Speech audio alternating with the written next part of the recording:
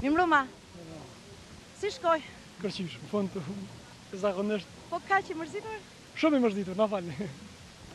Na falni, jeni shumë të mërzitur, thonë një pjesë e mirë e tifozëve shqiptar të Kosovës, që kanë ardhur që mbrëm në fakt edhe kam përbërë tifozërinë më të madhe të Elbasanit. Mirëmbrëma. Mirëmbrëma.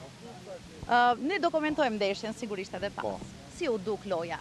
Ndeshja ishte shumë e mirë, edhe ishte fair play.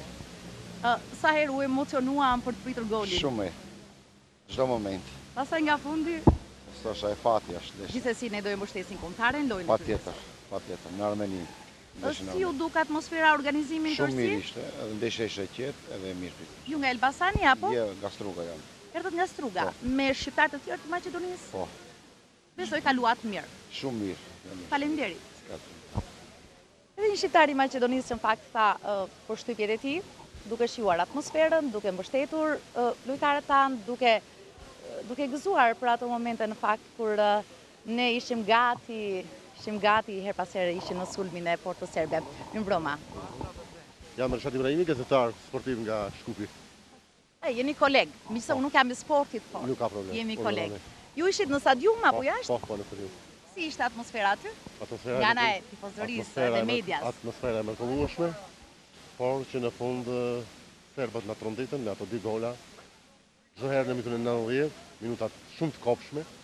Çfarë ku gabuam? Ju jeni koleg i sportit dhe besoj keni mund bëni një analizë ose një opinion. Them se kombëtarja bëri në fakt trajneri Devjazi bëri gabim në sistemin e lojës.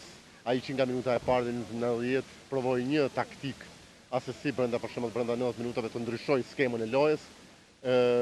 Krosime, gjithmonë kishte krosime nga tudi krahut, ndërkaq që në qendër të fushës atje lojtarët serb ishin më shtat lart dhe gjithmonë dominonin në mbrojtje.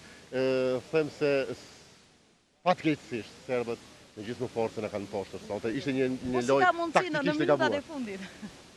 Nuk më ndodh kjo, nuk është hera parë që më ndodh, kështu edhe me portugezët humbëm në minutën 90 për fat të keq, edhe tash me